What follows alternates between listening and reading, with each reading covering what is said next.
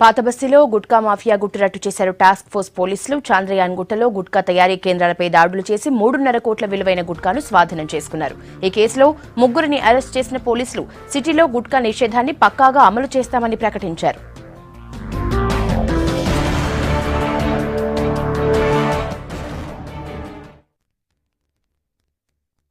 హైదరాబాద్ నగర చరిత్రలోనే బహుశా అత్యధిక విలువైనటువంటి గుట్కాకి సంబంధించి అత్యధిక విలువైన పదార్థాలను కానీ అవి తయారు చేసే పరికరాలను కానీ పోలీసు స్వాధీనం చేసుకొని నేరాన్ని నమోదు చేసిన సందర్భం ఈరోజు వచ్చింది.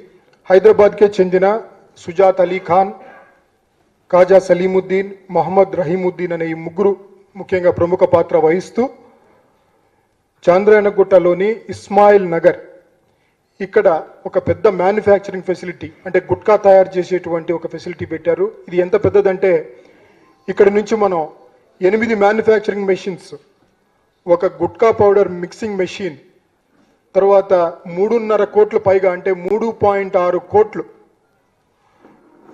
విలువైనటువంటి మెటీరియల్ కానీ లేకపోతే ఇతరత్ర అందులో వాడే సరంజామా కానీ మనం ఈరోజు south zone task force team వారు సీజ్ చేయగలిగారు. గుట్కా అనేది హైదరాబాద్లో అలౌ చేయము, ఎట్టి పరిస్థితుల్లో కూడా అలౌ చేయము. ఈ మెసేజ్ వారికి మీడియా ద్వారా ఇస్తున్నాము. ఇవి ఎక్కువగా మార్కెటింగ్ ఎక్కువగా కూడా ఔరంగాబాద్లో అవుతున్నప్పటికీ దీన్ని ఇక్కడ కూడా ఉపయోగించే అవకాశం ఉంది, మార్కెట్ చేసే అవకాశం ఉన్నది.